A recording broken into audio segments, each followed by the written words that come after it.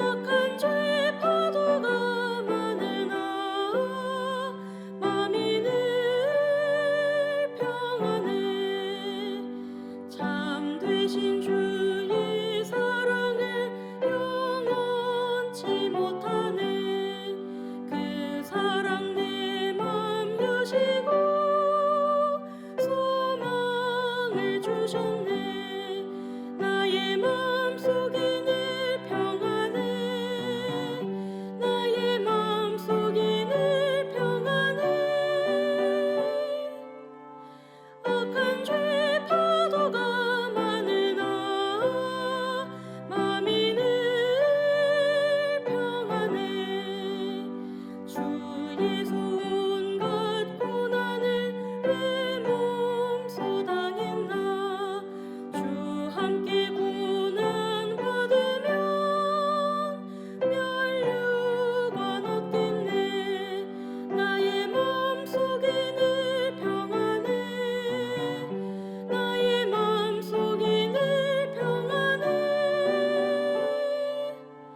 악한 죄 파도가 많으나 마음이 늘 평안해. 사랑과 은혜가 넘치시는 여호와 하나님 아버지, 오늘 수요 예배로 이 자리에 섰습니다. 성도들이 모이지 못해서 각자의 처소에서 오늘 함께 예배하며 말씀을 듣습니다. 모이지 못하는 안타까운 우리의 심정을 위로하여 주시고, 부디 오늘 귀한 말씀을 통해서 예배하는 모든 이들의 마음속에 위로함과 평안함과 기쁨을 허락하여 주시옵소서.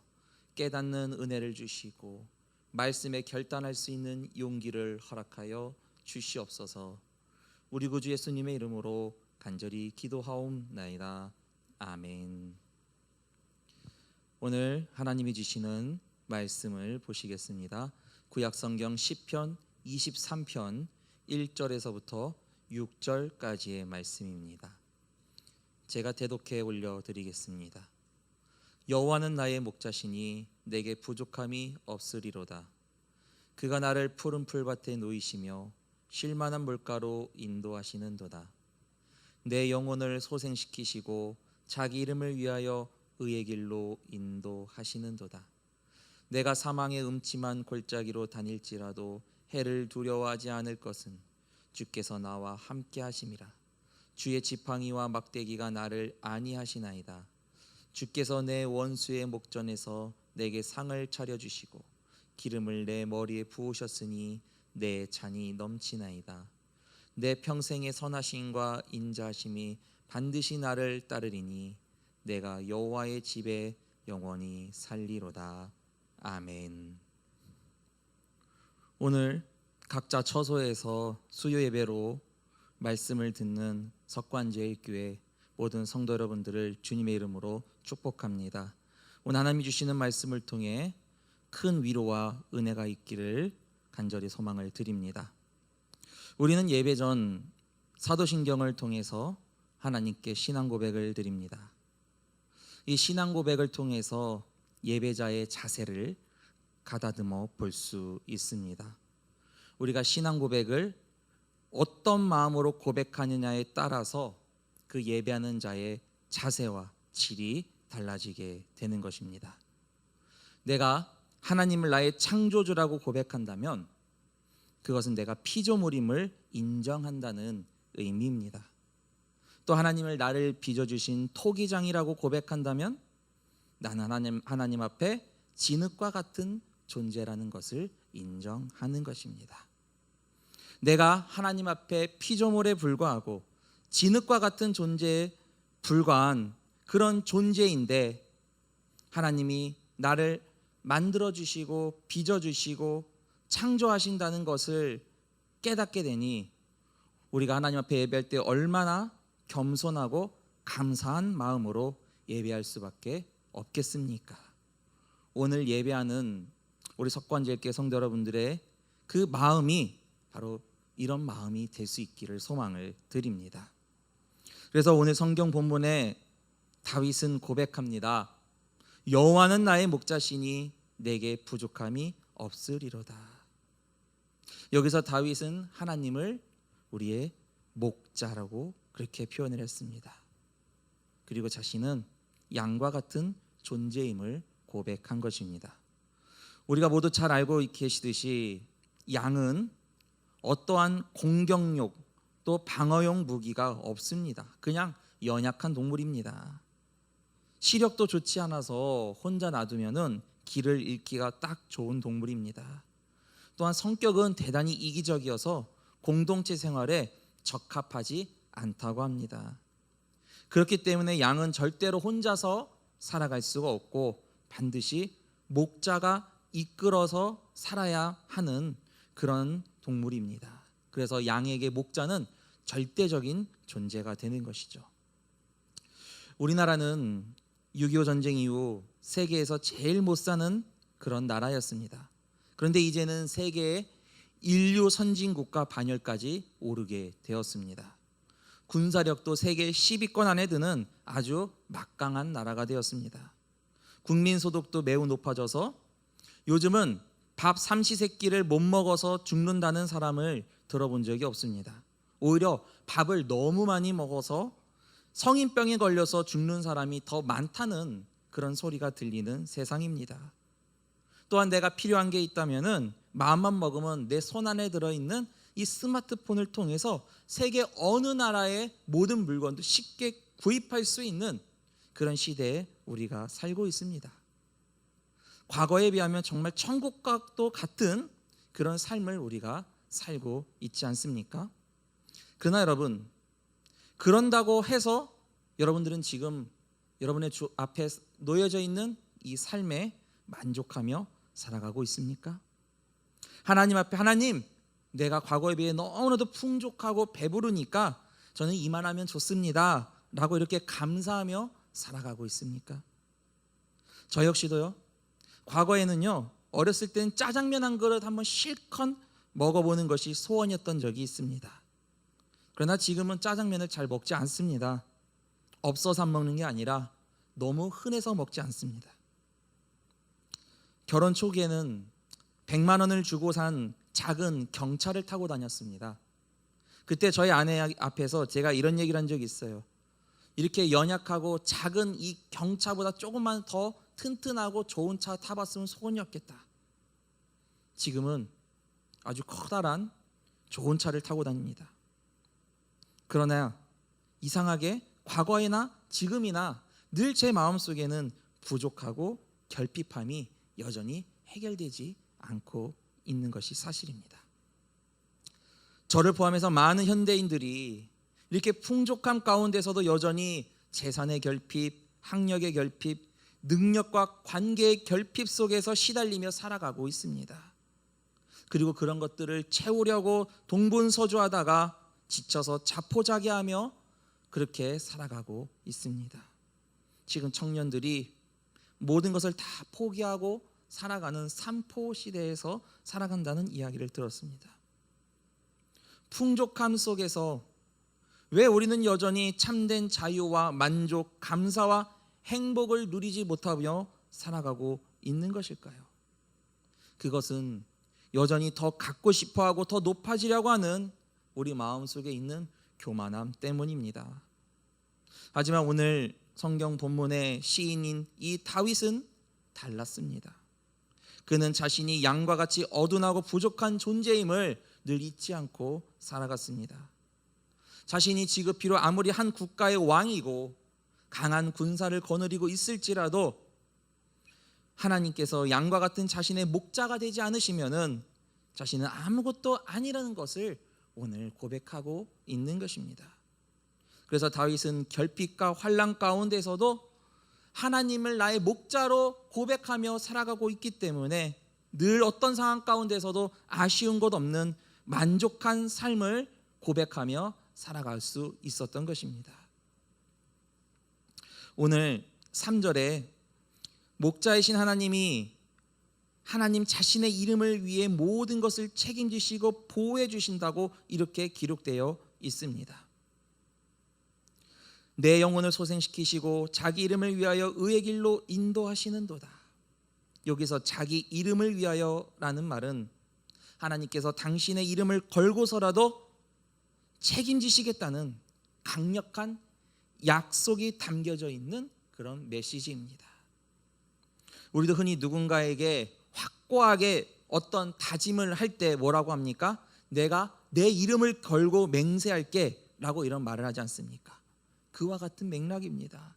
하나님께서는 당신의 이름을 걸고 다윗을 인도해 주시고 지켜 주실 것임을 약속하셨고 다윗은 그것을 굳게 믿었다는 것입니다.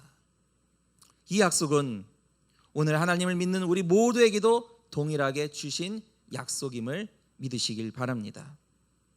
하나님께서는 다윗과 마찬가지로 우리 역시도 푸른 풀밭 쉴 만한 물가로 인도해 주시고 내 영혼을 소생시키시며 의의 길로 인도해 주실 것임을 여러분 믿으시기를 바랍니다. 우리 목자이신 하나님이 우리 인생에 끼치는 영향력은 너무나도 크고 절대적입니다. 그것을 날마다 느끼며 살아가고 있습니까? 능력의 하나님을 참된 나의 목자로 만나지 못한 인생은 너무나도 괴롭고 불쌍합니다. 그 인생이 어떻게 되겠습니까? 늘 결핍하고 늘 부족해 보이는 그런 인생만 살아가게 되는 것입니다. 푸른 풀밭을 만나지도 못하고요, 쉴 만한 물가로 갈 수도 없습니다. 언제나 내 인생은 왜 이렇게 부족하고 늘 이렇게 어렵기만 하고 피폐할 수밖에 없는가 한탄하며 밖에 살아갈 수 없습니다. 앞서 얘기했듯이요, 지금 우리가 사는 이 시대가 과거에 비해 정말 너무나도 좋아지고 천국과 같이 변해 있을지라도 지금 우리가 사는 이 세상은 천국이 절대 아닙니다. 늘 만족함이 없고 궁핍함과 피폐함만이 있는 그런 세상입니다. 눈에 보기기만 좋은 세상 같아 보이는 것이죠.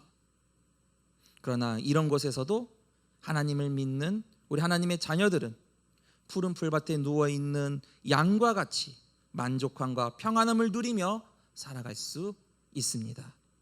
그것은 우리가 하나님께서 나의 목자가 되시고 나를 인도해 주시는 분임을 믿고 따를 때 가능하게 될 줄 믿습니다. 그러나 우리가 꼭 염두에 둬야 될 것이 하나 있습니다. 우리의 목자 되시는 하나님께서 우리를 인도해 주신다고 해서 언제나 그 인생이 장밋빛 미래와 순탄하고 멋진 길만 펼쳐지는 것은 아니라는 것이죠. 때로는 사망의 음침한 골짜기와 같은 무시무시한 길로도 갈 수도 있고요, 원수의 목전과 같은 아주 위험한 장소로도 이끌 때가 있습니다. 오늘 시인인 이 다윗은 누구보다도 이런 상황과 장소에서 많은 고통을 겪은 바 있는 그런 사람입니다. 자신을 신뢰하던 이스라엘의 초대왕 사울이 이제 자신을 질투해서 심지어 이제는 죽이려고까지 혈안이 되어서 다윗을 쫓은 적이 있습니다.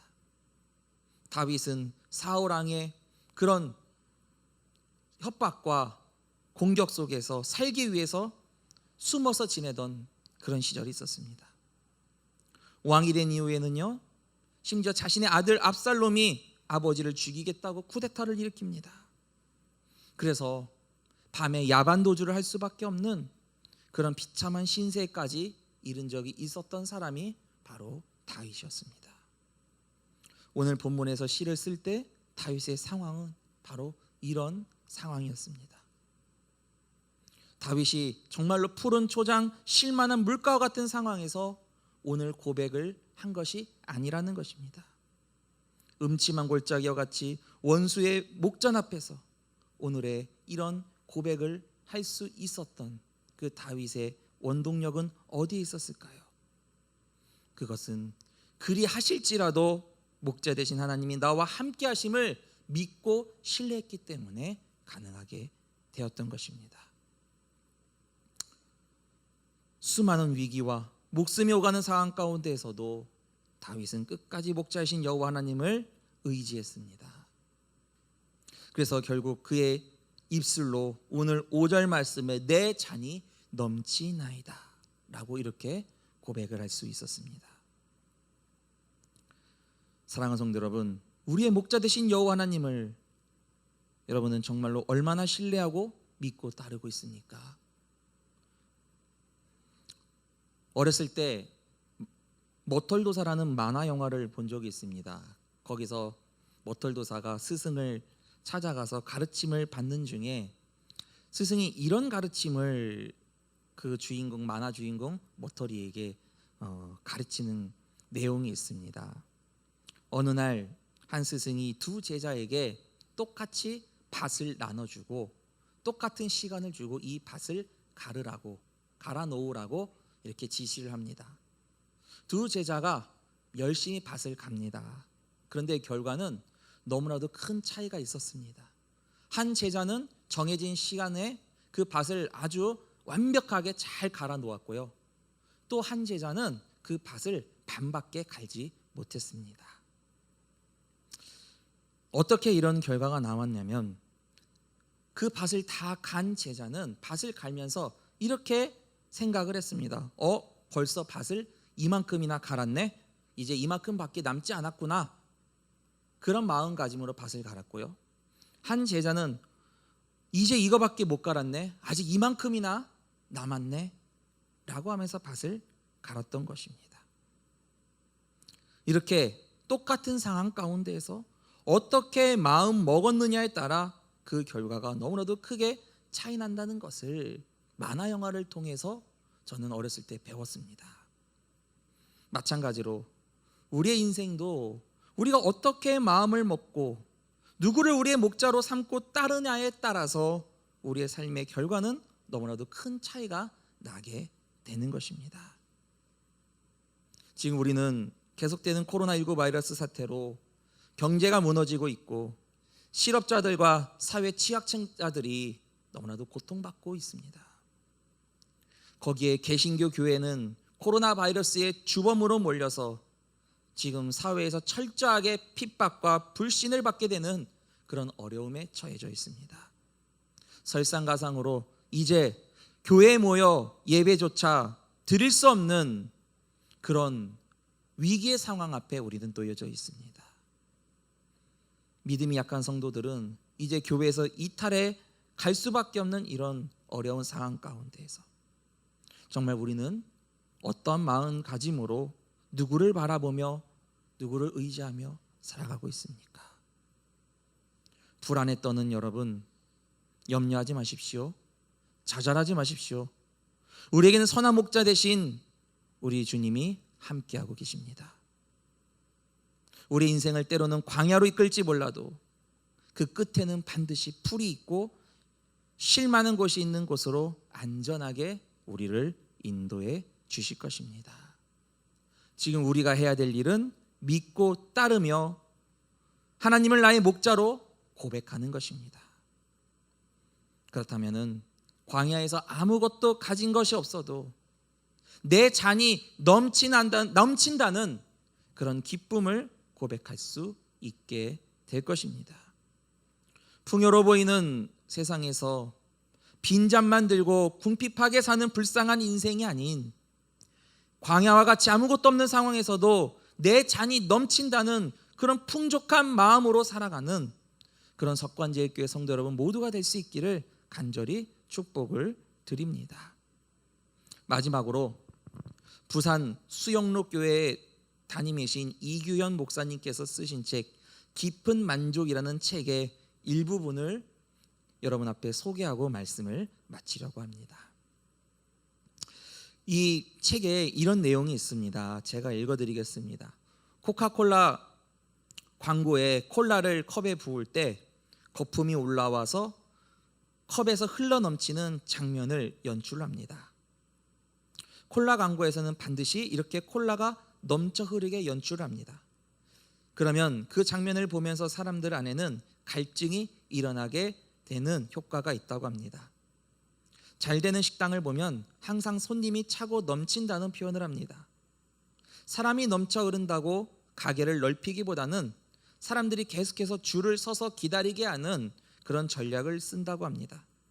그렇게 서서 오래 기다려야 하지만 그 넘치는 것이 그 가게의 매력이 되어서 사람들이 더 모이게 된다고 합니다. 소그룹 모임에서도 마찬가지입니다. 무엇이든 넉넉한 곳에 사람이 모입니다. 마음이 넉넉하든지 먹을 것이 넉넉하든지 말씀이 넉넉하든지 무엇이든지 넉넉한 곳에 사람이 모입니다.